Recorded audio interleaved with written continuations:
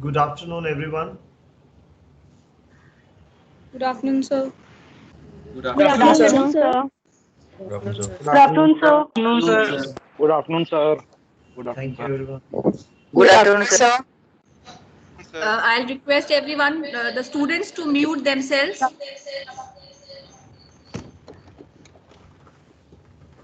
I'll request Mrs. Manisha to please start the webinar.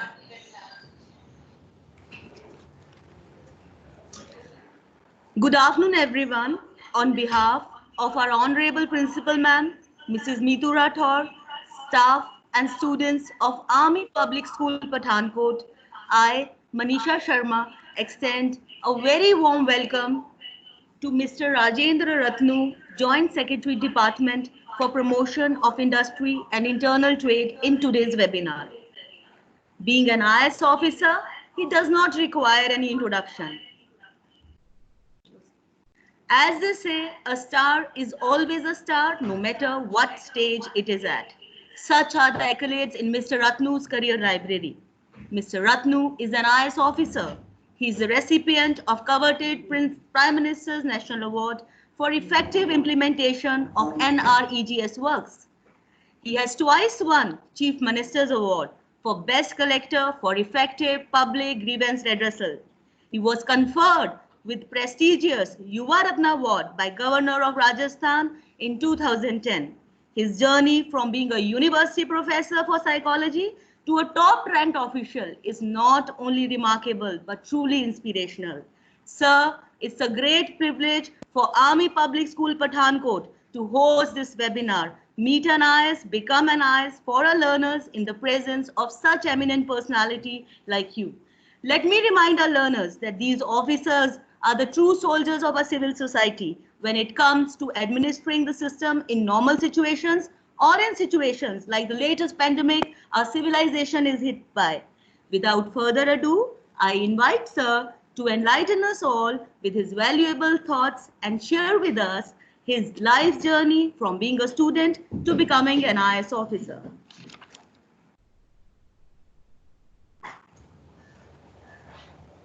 Hello, young friends, respected principal, Madam Manisha, and all other participants, young friends here, the aspirants, and the future administrators of the country.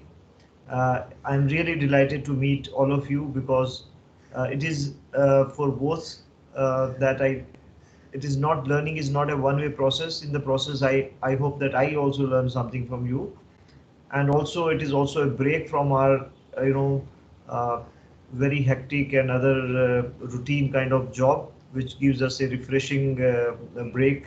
So thank you very much for this opportunity. Without wasting much time, how I plan to structure is that I like to put this what this service is all about and how it evolved. A very short introduction to how historically this civil services evolved in the country. Then I'll just 10 minutes or so I'll touch upon my journey, how I got this dream and how had my journey been, and after that we can put the forum open to the questions.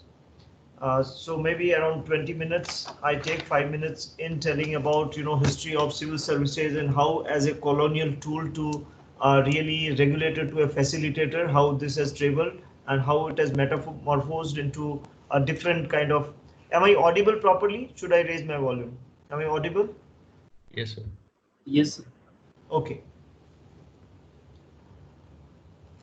Uh, I mean, I'll not take much on this first part. Is little boring because, but I thought it will give a little perspective because, as you know, that East India Company came to do business in India, but gradually in the end of the 18th century, it started doing rule over certain parts of the country. And when somebody does a rule, it also requires administrators to manage that. And that is how in 1757 was the first this kind of service came into existence where it was called CCS, Covenanted Civil Services, where officer was not selected on merit. It was kind of a bond or a contract where they have to sign a covenant, what we call a deed or a affidavit today, one word that is used in English was covenant, and that is was a sort of agreement between officer and the company to serve for the best of the company, and that is how it carried on in certain parts, and it was not a pan-Indian. But as you know, gradually there were two factors. One was Macaulay, was the founder of the modern education, and in British time there was a committee which was constituted in 1854 under his leadership to see that how a service can be made more contemporary to that context. And Macaulay committee suggested that it should not be based upon the signing of covenant, but it should be based upon a merit, and it should be a competitive way on which a person should be selected. And there was another backdrop of 1857 revolt, where the British entire, so far it was the company which was the sovereign. From there the whole ruling was shifted to the British crown after 1857. So these two forces led to redefining of this service into imperial civil services, started being called from 1886 onwards. And before 1886 there were no Indian character in that, and they were all Britishers managing it. 1886 onwards it was open to the Indians, but the exam used to be in England, and it was not possible for common Indians to participate in this thing, and it was a very elite British oriented service. It continued to be so till 1922, when the ICS exam started taking place in the country. And the next landmark was after independence, when it changed from Indian civil service to Indian administrative service. And here the vision of Vallabhbhai Patel was to see that there should be some service which can combine and keep our nation together, because erstwhile princely states, they had their own narrow vested interest, and therefore if the entire service, and if the army, if the police, everything is taken from that particular princely state, then tomorrow there were chances of a revolt or that kind of thing. So they wanted to have certain services called All India services, which could respond directly to the union government, and they could regulate more, and there could be more characters. Second was they wanted an officer who could speak his mind, and there was independence in the service that was given a constitutional backing to the service. So this is a broader concept background in which, but initial days, as you know, the British legacy continued to be there, and there was more regulatory character of the service. But of late, when the development also became more, rather than a top down, it became more bottom up, it became more participatory, it became more people oriented, and human development became a part of the development journey. Then service character also changed from more of a regulator to a facilitator, and more of a developmental role has become today more prominent in the Indian administrative service than its regulatory role. So this is a little background. I thought I'll just give you, does not cover everything, but gives you a little bit context in which the service has evolved over the years. Now, coming from that level to me as an individual, dear students, I just want to tell you that you are much privileged lot than me. I was born in a village where there was no electricity. I was born in a house which was a mud house, and I had to shift, my childhood away from my mother because there was no school in the village where I was born. And I studied in a village where there was a school with one room and 5 classes. So we had to ideally sit below tree to, get this, knowledge from the teachers. So as so that was lot of, you have certain, you cannot have a level playing field with the students who are in the urban environment, who are having a state of the art education. So this, with this disadvantage, but one good thing is that I got a chance to shift from this village school up to 4th standard to a Kasbah school or a town school in my next 2 years. Then I got to a little bigger school, and then I got from 9th onwards even a better school. So there was a step-by-step shift in my and my support from family, and my aspiration to study in a better school, which was supported by my family, which had given me a confidence, and my coping up pressure was little less. And my first dream about becoming an IAS was in my 5th or 6th standard. My father used to work in a collector's office. My father was an extraordinary bright and a brilliant student who did not get an opportunity to continue his higher studies, and he has to take up his job after 11th standard or so. But he was a very meritorious student who wanted that one of his child should realize his dream. So to begin with, it was my father's dream. So point I'm trying to say is that anybody can be your inspiration, but that dream till it does not become your own dream. When you start having that as your own dream, that is a point when the transformation takes place. So this was, I used to go and see, and he introduced me that what is the institution of a district collector and what is his job and what is his role, and he used to inspire me that this is something worth a career to think about. But I'm glad that he never imposed upon his ideas. He always inspired me. And as initially I took sciences from my 9th standard and up to 12th standard, but I was always, my hobbies were in theater, in debates, in drawing, painting, and all these things were very passionate about.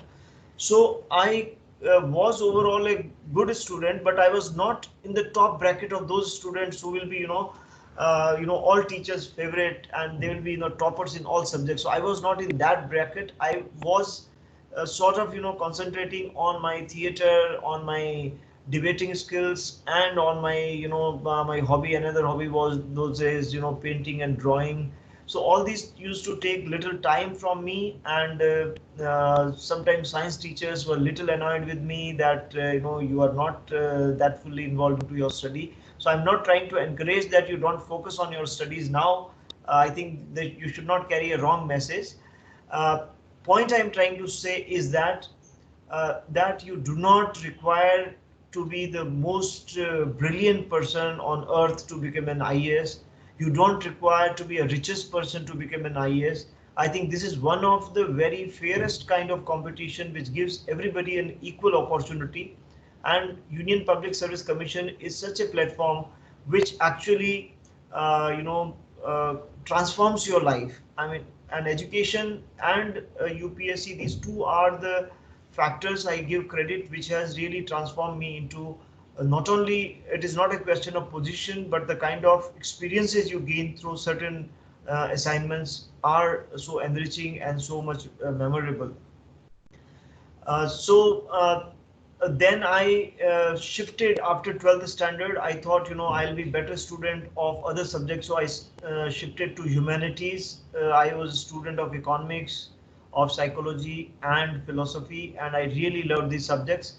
And when I changed these subjects, I found that I excelled in all of these subjects because that was my interest and aptitude, and that is what my family allowed me to choose that line. So if you are passionate about your goal and you make your choices based upon your aptitude and interest, I'm sure that your decisions will be right. So I think I'm already, consumed almost 19 minutes. So in the course of interaction, I think I'll be sharing more about my journey as a bureaucrat. This is so my subjects in civil services, that then after post-graduation, I shifted to Delhi, and where I prepared, though I dreamed little early, but I planned little late. So the lesson from me is that I'm a bundle of failure and successes. So I think that way I will be able to tell you what to do and what not to do to to achieve your goal, whatever it is. So dreaming early but not planning early is a reason for my late entry into the service. So you may dream, but according to materialize those dreams, if you plan early and you work on your, you work out your plan and plan out your work, both the things, surely you will achieve your dreams. And it is 2001 batch that I got into IAS. Before that, I was in IRS. I got into 1 year I served there. I was one of the toppers in state administrative services for a short tenure there, and I started my career as a university teacher. So I'm very happy to be teacher, and as you know, all the teachers have a shortcoming that when they are given an opportunity, they don't stop before 40 minutes or 45 minutes. So I will resist that temptation now, and I leave the floor open to all of you to have more interactive and more dialogue. Thank you. Sir, the journey of your career can be compiled into a book. We are truly inspired by your journey and are extremely motivated to work on ourselves to meet our goals. Now, if anyone has any queries or questions, please don't shy away. It's a great opportunity, children, to clear doubts and seek guidance for future plans. Meeting such mentors like Mr. Rajendra Ratnu, virtually or physically as a student, is once in a lifetime event. So please put forward your queries. Angad, you can ask your question. Thank you, ma'am. Good afternoon, sir. I'm Angajit Singh. I'm in class 12th. Firstly, I would like to say that we feel privileged to have a live interaction with you today. Sir, your valuable tips and guidance will surely inspire us to achieve our goals. Sir, now my question.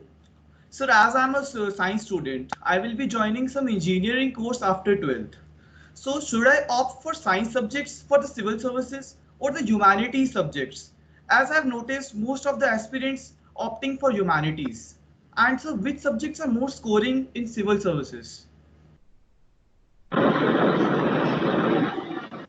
Angad, we can't give a very generalized kind of answer to your question because finally, what makes you succeed in a subject is your passion. You find people succeeding in all subjects. They are, people who extraordinarily do well because they are very passionate about that subject.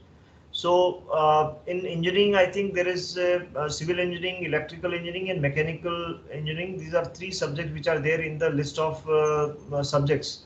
So, I mean, if your interests are other than this engineering, there are so many branches and you end up doing something else, robotics or something, then there may be very less overlap with this thing. So first, once you uh, get into engineering, and if it is, unfortunately in India, the kind of subject in engineering is allotted is not based upon your aptitude or interest or passion. It is sheer chance that you'll be getting that subject because you had, given that as a preference and what is your score in a particular exam. So there is hardly any relation of your passion with what you get. So in case you are lucky to get the subject of your passion, if you are very passionate about mechanical engineering or about, and at all if you are passionate about engineering and that is your dream, because many a time we carry the dreams which are not ours, they are imposed upon us because there is a peer pressure or your parents want you to be an engineer, so there is a necessary condition that you have to be an engineer and then you have to study. So if you really love history, then why not to study history, why to become an engineer? But if you really love engineering and you are passionate about that, then even the engineering can sail you through. But many times you have to compare the syllabus of that particular subject with your particular between choice. Let us say you have a choice between you are very fascinated by geography and then you become an engineer, so you want to make a choice whether to opt geography or engineering. So then you can perhaps you can have exposure to your new field, and if you're really very passionate and something which you never get tired of reading and this thing, so whatever subject that is will surely save you. So I think it purely depends upon your aptitude, interest, and your bent of mind, whether you are very analytical or you are very factual, that kind of thing. So depending upon that, your writing skills and so many other things, you'll have to take a call on that. We can even have an individual discussion once you become engineer. We can discuss further. Okay, sir. Thank you, sir. Vikhyati, you can ask now. Good afternoon, sir. Yeah, So good I'm afternoon. Vikhyati Rana. Presently, I'm studying in 9th class and doing self-study. So my plan so far is that I will not take tuition still further. So sir, I just wanted to ask that is coaching a must to crack the IAS exam or not? Vikhyati, I don't think coaching is a must because we come across many success story of students who have never gone to coaching or who are purely from rural areas and they are able to crack it. So depending upon your comfort level with a subject, you have to take a call. For example, psychology was my main subject and I never went for coaching for psychology because I was very confident that I know better than what the teacher will be teaching there. But sociology was a new subject to me and I was not sure whether I can prepare and in a limited time. So I opted for coaching for sociology as well as general studies because I thought general study time management sometimes become very difficult. So you have to do an analysis of your need that the subjects, if the 4 papers of general studies, are there areas which are really where you really want a lot of ready-made inputs and you could not cover them during your graduation and you suddenly planning and serious preparation you're starting after graduation and your time is short and within that short time you want to manage the time well, then of course coaching can be taken, but it is not a must. And there are, because in our times there was knowledge was not as easily available as in your times, so we were more dependent on coaching because the internet was not that prevalent in our times. So now you have more access to knowledge, but access to knowledge also comes at a cost of distraction because when you are on net sometimes you are not that focused as you when you're studying books. So to sum up, yes, coaching is not a must, you can do without it, but if you can afford and if you do a proper scientific need analysis of your areas of study, and if you find that there is a major gap to cover up that, there is nothing wrong. So let us not be close minded for coaching, at the same time not be prejudiced that without coaching we cannot succeed. Thank you, sir. Avni, you can ask your question now.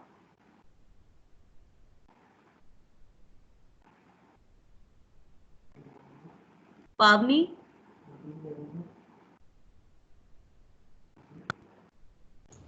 Please unmute yourself.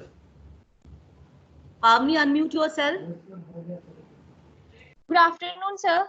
Sir, I am Pavni from class D Humanities, 12D Humanities. So I would like to ask you a question that as you have achieved your goal in life of being an IS officer, so what are the mandatory things that you would suggest anyone who want to pursue the same?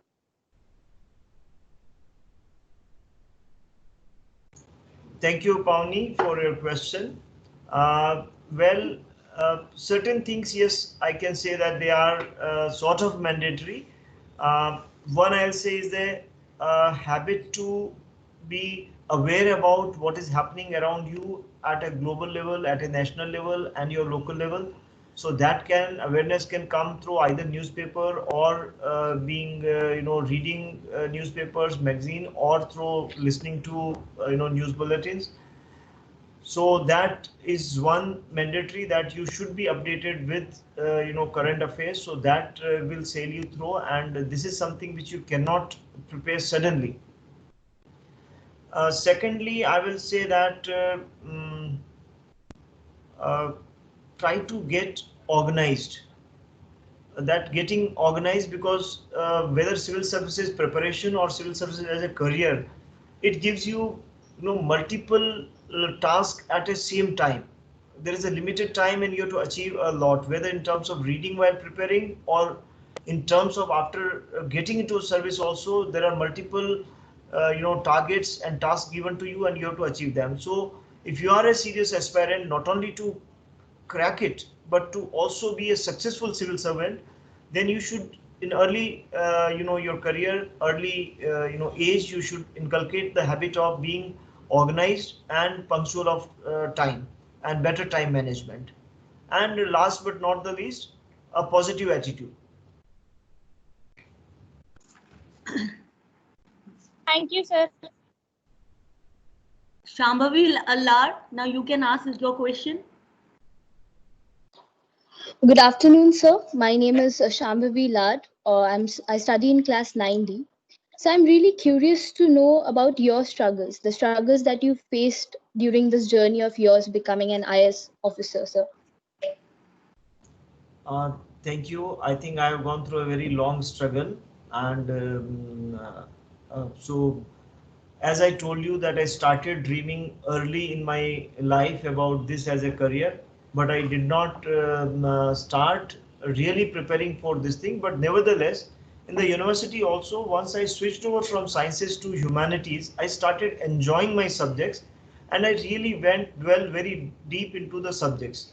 So that had was a positive thing, but on the negative side and on my struggle side, yes, I came with a sort of a baggage of a disadvantage in early life of not being able to access education, and as lucky as you, all of you are, of having access to such a wonderful school with having so much of infrastructure and facilities. As I told you, I'll just give you an anecdote of my first interview for a university teacher, where I went to Hisar in a university, and where there was one vacancy and there were 100 people, and luckily I got selected. So one of the question asked was that, what is your experience of teaching? Then I told that I started teaching in the standard, in my third and fourth standard. Then they started laughing that how. Then I told that I studied in a school, there were hardly any teachers. So I was one of little considered to be a bright student. So I was asked to take the class for the lower ones when I was in third and fourth standard. So teacher was to occupy one class, so other classes you have to manage. So I'm just trying to give you that kind of disadvantage you have in education. So that is the biggest struggle to overcome. I studied in a Hindi medium up to ninth standard, and up to 8th standard, and ninth suddenly I switched over to English medium. So that in the school where I studied, the alphabets themselves was formally taught only in the 4th or 5th standard. So having this kind of disadvantage and overcoming that disadvantage to compete with the brightest of the student in the country was the biggest struggle. Then well, I started, then I was also, since from a background which always you think about what will happen if I don't succeed. So I thought, let me do my MPhil and also let me write my national education test. So I focus a little bit on that, and my serious preparation started quite late in my career. So I entered quite late, and then there were a series of failures, and this, despite this failure, they did not demotivate me. Every time I bounced back better, and I thought that the reason, I analyzed the reason for the failure in a right way. And actually one time I got very disgusted was when in the 99 batch of joined, that was 98 exam, when I thought that I have done almost like a topper in the country. And when I saw my result that I'm only getting IRS, then I got really disgusted, and I did not write the exam that year, thinking that there is something fundamentally wrong with me. So sometimes we lose faith in ourselves, and that was a moment, I think that was a time when first time I started questioning whether I can really do it and really I can make it, because despite all my efforts I was getting the service. Before that also, in my second attempt, I got into Indian Defence Estate Service, which I did not join. I joined Rajasthan Administrative Service, I think. Then this particular attempt, I got into IRS, which disappointed me because I was thinking that I should be. But when the result came, I found that my marks, my assessment was not wrong, because my marks in the main exam were almost in the bracket of the toppers. But my interview was totally messed up, and I got very bad marks. That year was the only time in my life when I got bad marks in interview. And so it is a luck also, the year when I got such a good marks in my written and interview, which I thought always that I am master of communication and I can really sail through the process. It was a bad luck that I did not score well. So prolonged studies, number of failures, not getting IS, getting it very late in the fourth attempt. These are all struggles which I have gone through, but I kept a positive frame of mind, and I kept hope in my mind that I can succeed. So which really helped me. Thank you, sir. Manik, you can ask your question now. Good afternoon, sir.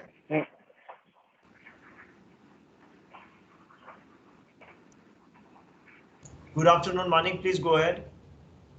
So my name is Manik. I am from class 12D, Humanities section. Firstly, sir, it was a very productive experience listening about your life journey. Now, my question to you is, sir, how to deal with the stress related to the exam and how to start the preparation of the IS exam. Manik, the stress is, when does the stress come? Stress comes when we consider something to be a burden. We always call it, workload. Why work becomes a load? Because we consider it as a load. Do you get stressed up when you watch a movie or you do something which you really enjoy it? Do you get tired of, No, sir. let's say if you're what is your hobby? Sir, I love to make, sir, I'm more into music. So do you get tired or stressed up when you are playing music? No, sir. Why? Yeah, most probably because it is my hobby. I love to Yeah. do it. Yeah, it's your passion. So similarly, choose a career which is your passion. IAS was my passion. If it is a passion, it cannot give you stress, because same way the subject you choose is your passion. If it is your passion, it will never give you stress. Even if it does, in terms of not getting through, you are positive frame of mind that you feel that you gain so much in the process of the area which you loved so much to learn about that particular field. So I was passionate about psychology and social issues, and I took subjects which I was passionate about, and I chose a career I was passionate about. So that is how you can. So I just want to convey to all of you that please forget about career. Think about life.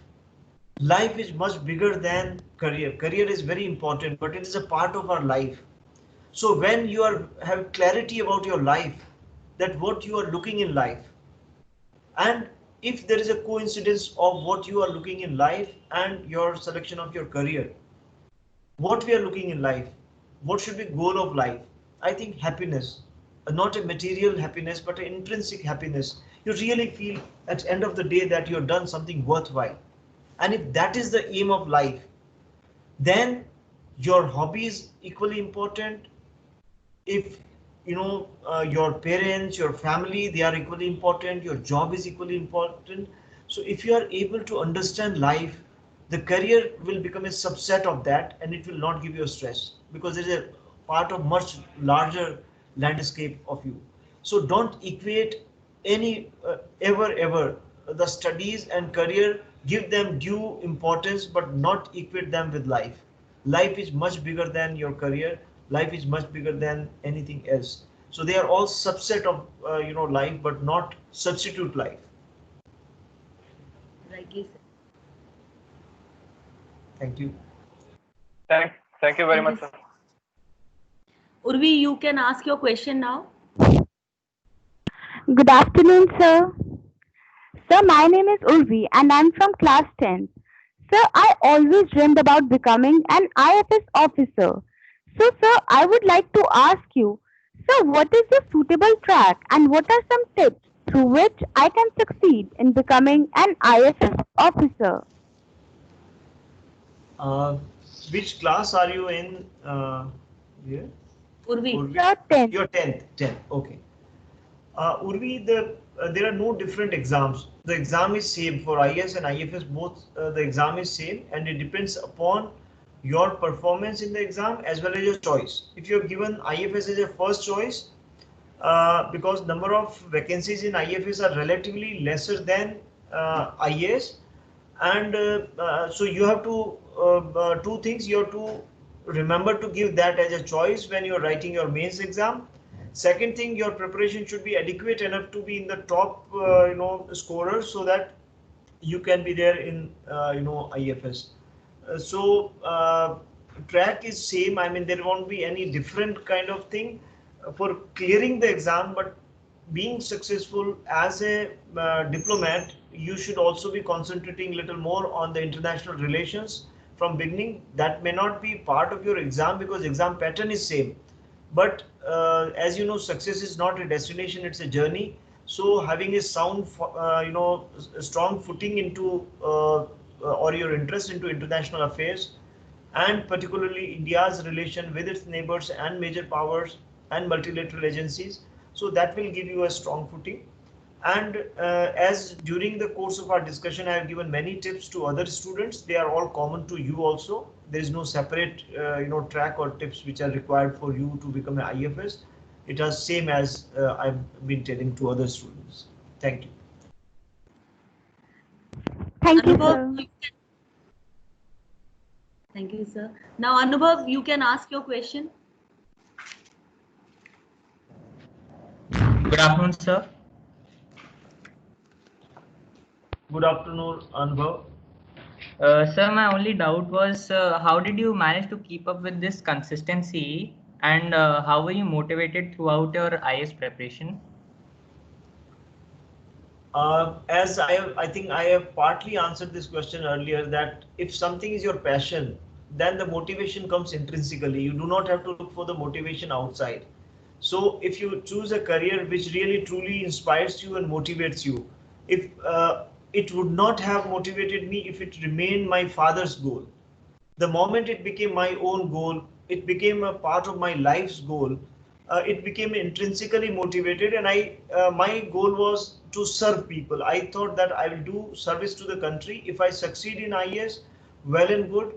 Otherwise, maybe through state administrative service, if I do not get anywhere, maybe I have my small grassroots NGO and I'll work for the people. So I was clear into my goal, what I wanted to do in life. So once you are clear into what you want to do, and that is very driving, passionate goal, then automatically motivation comes every day. But you get demotivated if you make very high targets and you do not achieve your in terms of your hard work.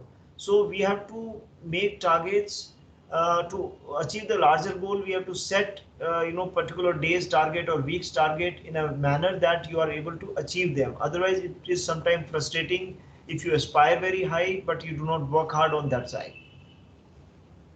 Thank you, sir. Haritro, you can ask your question now. Good afternoon, sir. I am Arithro. I wanted to ask what changes have occurred in your life after getting such a designation? Very difficult question, actually. Your question is the most difficult question, because sometimes we are not able to judge the changes. So, might be my wife will be the best person to answer, because she has, been with me before IAS and after IAS, or my parents. But if I honestly introspect, I feel that sometimes people change in their attitude, which I'm happy that I get constant feedback from people and family that I have not changed in terms of how I see my friends and what is my attitude or the affection towards that. I never bring my chair or my position what I am into who I am. So not mixing these two things. But certainly the time which I wish to spend with my friends, or the college time or the school time friends, and to connect with them really has been a little disappointing. I could not give time to my own health during my early days as a district collector, because I was always running, and I was giving assignments where there were a lot of challenging times. I have handled around 10 to 15 disasters, including tsunami time, floods, cyclones, marine disasters, and very challenging situations. So I belong to Tamil Nadu cadre, and I was picked up for that. So because of this, very engaging jobs, which were not office kind of jobs in my earlier almost 10 to 15 years of career, which went beyond the human capacity to cope, and I delivered in those situations. But there was a cost.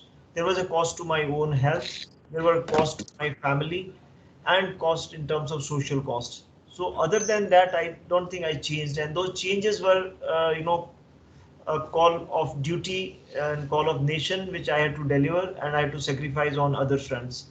So I don't know what was in your mind. So this was a change which was forced on me, that I could not give time adequate time to family, friends. So that is the biggest change. Otherwise, I love chatting, talking, and even sometimes writing poetry. So I stopped all those things. Now I'm one by one.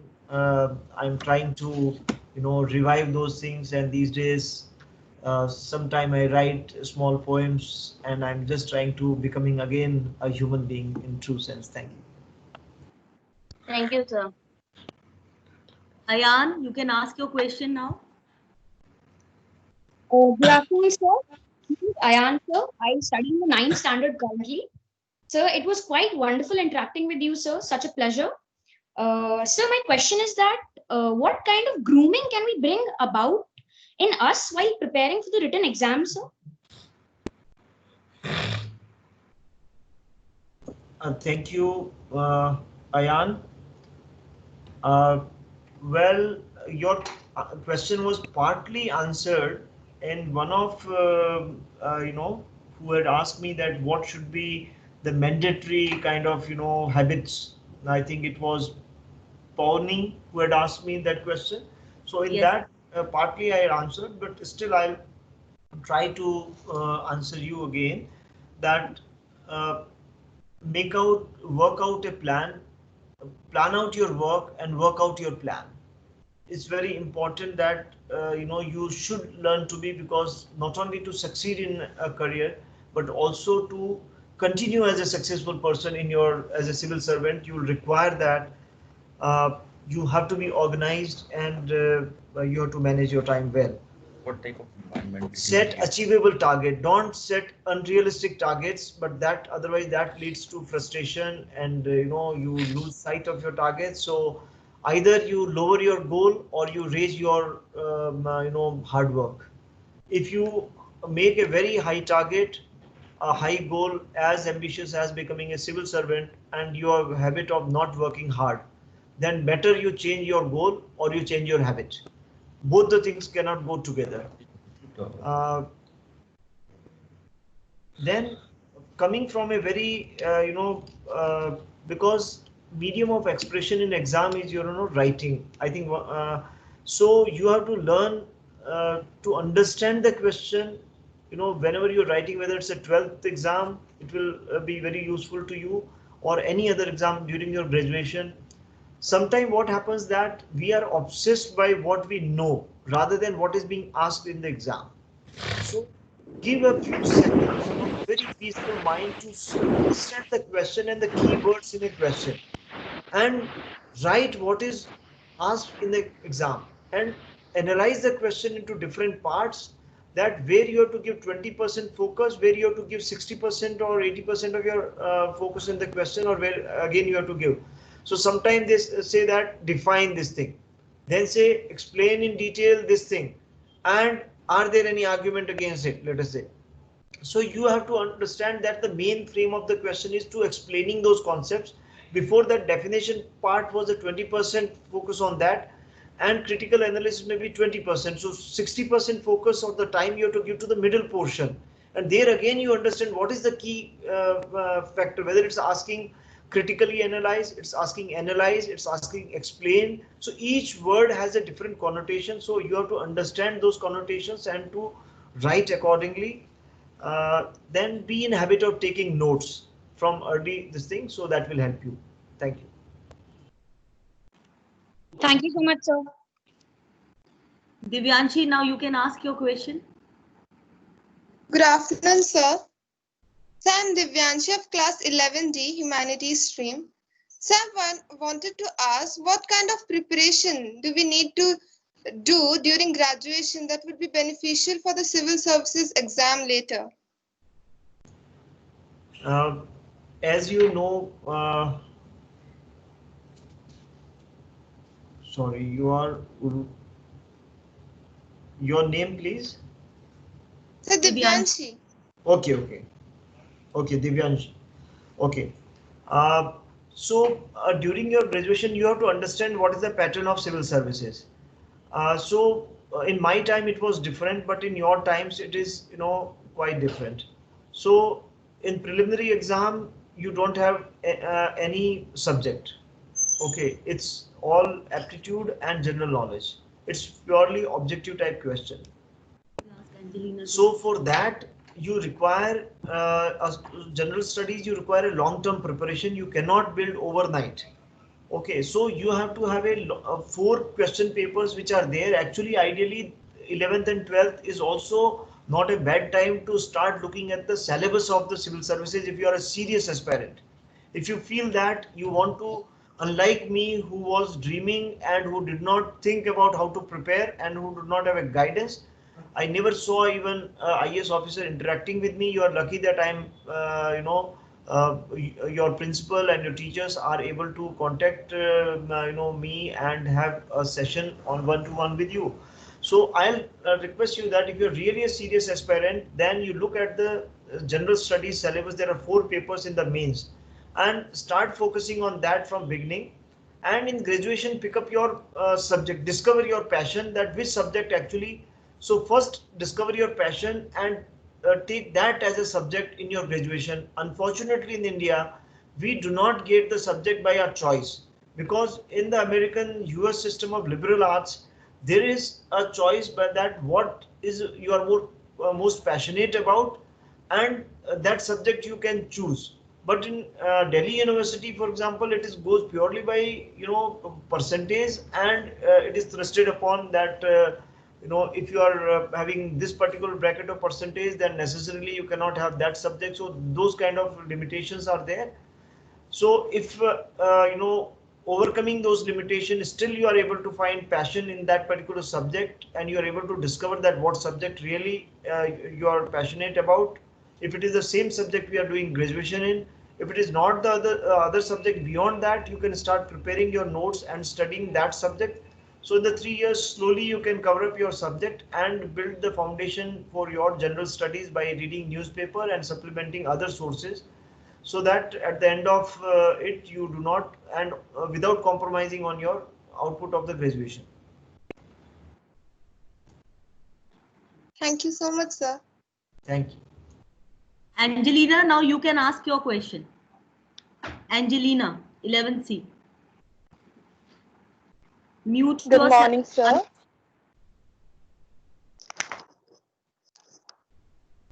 Hello, good morning, sir. It's really a great pleasure meeting you. It's really a one-time opportunity. And good morning to all the dignitaries. So my question to you was, you delivered us great tips about writing exams and writing tips. How should we groom ourselves for appearing for the exam? But my question is, the next step after completing the writing exam is interview. How did you mentally prepare yourself, and what was your experience of interview as an for appearing an IAS, and what are the tips you should or you would like to give us to appear for an interview?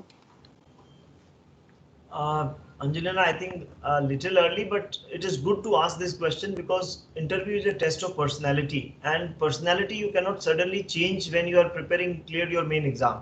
So that from that perspective, I really value your question, because if you really want to work on certain personality traits or certain habits, for example, somebody may have a nail biting habit while talking, and which may be very disgusting to interview panel. And if you really get that insight at this stage, maybe over the next 3 or 4 years you can change that habit. But if you really get insight while you are just going to give the interview, so that way I really value your question.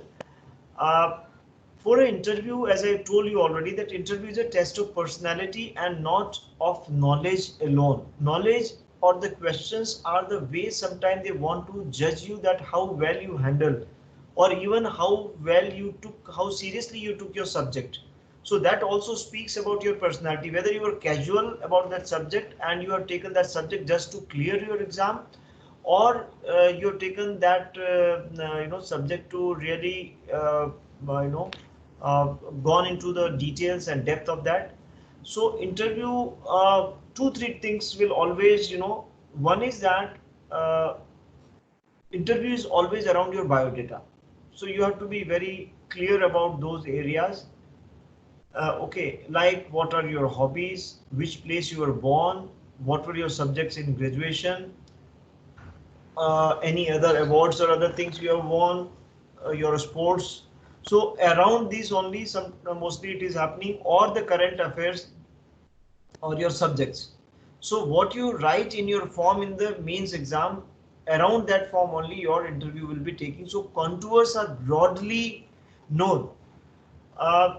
So what is needed is that one is a positive body language while speaking. You have to have a eye contact with the person, the chairperson, other members. So sometime while talking, some people are little introvert and they feel shy. They do not talk eye to eye. So that is something you should understand, that communication is a tool by which you are trying to express your personality to the interview panel.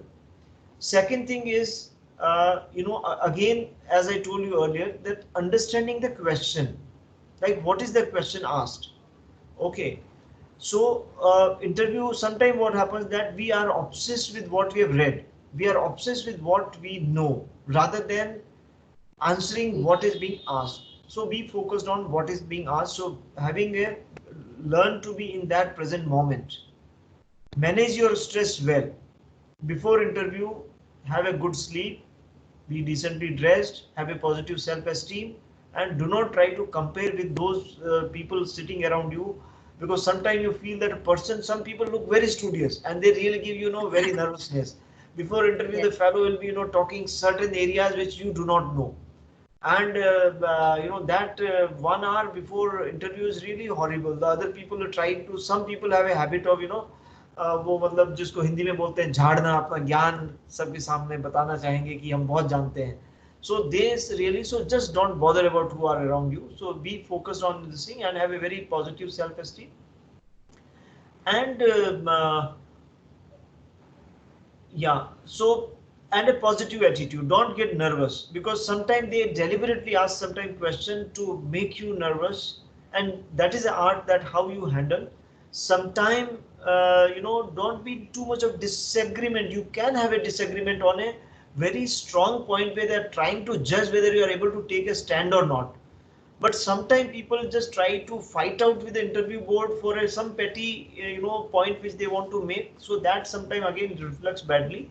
So be a person, they are looking for a person who can manage a stressful situation well, a person who has a positive attitude, that in an adverse situation also they are able to see a hope and visualize a way out of that. So sometimes a very gloomy scenario is portrayed. You're just given a situation which is very, very, very disappointing. The entire system is so corrupt. There is all politicians who are, maybe this or that. And are you going to join such a system? And you say that you are a honest person. What makes you to join? And you studied in an army public school, and you know the courage and the dedication of the army people and these civilians, how they are. So they may put you in a trap. So don't get into traps. Be positive. A positive attitude is the solution, I will tell you, and being organized and manage your stress well. So this not only will help you to succeed into your mains and interview, but also as a civil servant. Thank you. Thank you so much, sir. Rishabh, now you can ask your question. Rishabh. Good afternoon, sir. So my name is Rishabh. So I'm of 12th class science stream. So I want to ask that how important is handwriting or writing skills in civil services exam? Well, writing skills are as important as well. The nearest anecdote will be a dancer. Like the writing skills have two parts. One is the content, another is the style handwriting. So if you ask that dancer, his mudras, if somebody is a classical dancer, the mudras are as important as your content of writing. And your handwriting is not that important, but is as important as costumes of a dancer. If you're a very good dancer, but you're not appropriately dressed, then probably the message which audience get is that not a that good dancer. If the same another dancer who is almost of the same has dancing skills but also has very appropriately dressed, so similarly you are not going to meet the examiner. Your personality and your character is judged by what you are putting down there. So most important is not your clothes. When I'm interacting, sometimes you may not be having good clothes, but still if you are very good in communicating, I'll get impressed with you. But if you are very good in communicating through written medium, but at the same time having a slightly legible and good writing, that will add little value to that impression, particularly while reading the first script, first answer. And I think your teacher and principal will also equally, I think they will also agree with me that when they are seeing the script, they have a limited time. And if the student is very good, but if they find very much difficult to read his handwriting, they'll get really stressed up. So that is just a limited point. So handwriting, in terms of writing, is the only way through which you are reaching out to your teacher. So that is the most, if you know very well, but you cannot express in terms of writing. You have read very much about Bharatnatyam. You have read about Kuchipudi Nritya. You have read about swimming, but you cannot do in the act of swimming. You cannot do in the act of dancing. Then that knowledge is not communicated well. So here your act on which you are judged is your writing. So that is the most fundamental. But handwriting, yes, it can be legible. You need not worry if your handwriting is not that very good, but it should be legible. I hope I answered your question. Well answered, Yes, sir. thank you. Khushi, now you can ask your question. Yes, ma'am. Good afternoon, sir. Good afternoon, Khushi. Sir, my question to you is that have you ever experienced failure in your life? And if so, then how did you cope with it?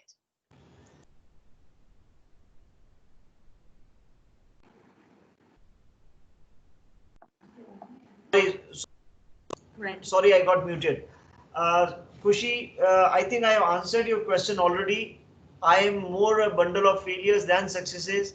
So I already told that I dreamed early, but I started preparing late. So dreaming without planning and preparation may lead to failures, and which I face in abundance in my early attempts. But as I told you, that if you have a positive attitude and if you have passion for your goal, you can always cope up with that. And third thing is that always think that career is very important, is very passionate, but it's part of life. It is not life alone. Life is much beyond that. So that will always sail you through. If your fundamentals about life are clear, you will never have problem in coping up. Thank you, sir. Snigdha Mondal, now you can ask your question. This is the last question. Good afternoon, sir. Good afternoon, sir. So my name is Snigdha Mondal. I study in class 11th Humanities. Sir, I would like to ask you that while preparing for UPSC, it is possible that a student is good at a particular subject like history and not as good in geography. So in such a case, will you advise that student to devote time and focus on the subject that he or she is good at and be more better in that subject, or it is necessary to be good in all the subjects that we are studying? Very good question, Snigdha. As far as your general studies is concerned, you have to have all the subjects. You have to have knowledge on all the subjects. So you have to have minimum standards or basic fundamentals of all the subjects. You have to know which are relevant to your general studies pattern. The syllabus I have not gone into detail. You can look at the UPSC website and the recent notification which carries that there are in prelims as well as the mains. What I'll suggest that if you're really serious preparation, don't look for the preliminary exam from beginning. You prepare for the mains in beginning, and in the last 3 months or 6 months you can focus on your preliminary exam, because preliminary exam the marks are I think not added. In our time it was not added. I think now also they are not added, and it's only mains exam and interview which decides your rank. So as far as questions, some subject you are weak or no, there are two aspects to your question. One is if you are looking at your main subject, there is only one subject you have to take and you have to be strong in that. If you are not strong in that, you cannot afford to write civil services with a subject which you yourself are not confident with. Number two, for your general studies, you may be good in a particular subject. You may not like history, or you may not be able to remember dates. No problem. Do a SWOT analysis. What are your strengths? What are your weaknesses? So accordingly, you have to work. You have to keep and consolidate your strengths, and you have to keep working on your weaknesses, so that by the time you start writing the exam, there are no areas which are major gaps, and you are able to cover up them. I just give you example that my another problem was that I had a very bad memory for dates, and there are two memories in psychology. I don't know anyone of you are a psychology student. One is called episodic memory, another is called semantic memory. So perhaps my semantic memory is very good. I learn concept and remember them very well, but I think I did not have remembering the names and dates was a problem with me. It's a problem in my hardware. I can't do. So what do? You work on your software. You perhaps prepare more on that. So when other people were in one time, they used to remember that. I used to give 2 or 3 reading to that thing. I used to make notes of that. So there are ways to overcome those particular subjects and areas where you are not so strong. So don't ever label yourself that you're weak in that. Maybe you did not get a right kind of teacher in that, or maybe you did not get a right kind of book in that. So probably you have to start learning, thinking about that subject from a new perspective, new angle, from a new book, new source, and I'm sure that you'll be able to cope up with that. Thank you, sir. So we can't thank you enough for this wonderful session and the valuable suggestions you have brought to the table. We all understand that for a person of your stature, taking out time from your busy schedule would have taken a lot of thought. You are, sir, truly an ideal example of inspiration and motivation for all of us. And I am very sure that a lot of our students have already made you their role model and would be looking forward to serve the nation in the near future like you. Once again, sir, I express my heartfelt gratitude on behalf of our learners, teachers, principal ma'am, and school management. Thank you, sir. Thank you, Principal Ma'am, and thank you, Manisha Madam, and all the students. It was really very inspiring, and for me as well, because you have made me relive my journey of this thing, and you made me more humble and more grounded, to remind me of my failures and to see that we should not be, so sometimes these kind of sessions not only educate you, but it is also a learning for me. Thank you very much for this opportunity. Thank you, sir. On behalf of entire fraternity of Army Public School, Pathankot, I would like to thank Mr. Rajendra Ratnu, IAS, for sparing his valuable time. And after attending your webinar, sir, it is not only the students, as principal and teachers, we have also learned a lot, and we will be able to guide our students in a better manner. Thank you so much, sir. Thank you. That is your humbleness. I just experienced certain things. I will be happy if you liked it, and thank you for organizing it. Thank you very much. It was very well organized, and I can see meticulous planning in which, because my people were telling since yesterday they had to do so many drills. So it was almost like, how army prepares for anything. So that shows the principal and the team are so dedicated to their job. My sincere appreciation to Principal Ma'am and the entire team who is grooming and helping students to not only dream, but to help them to achieve their dreams also. Thank you very much. Thank you, sir. Thank you very much. Thanks, sir.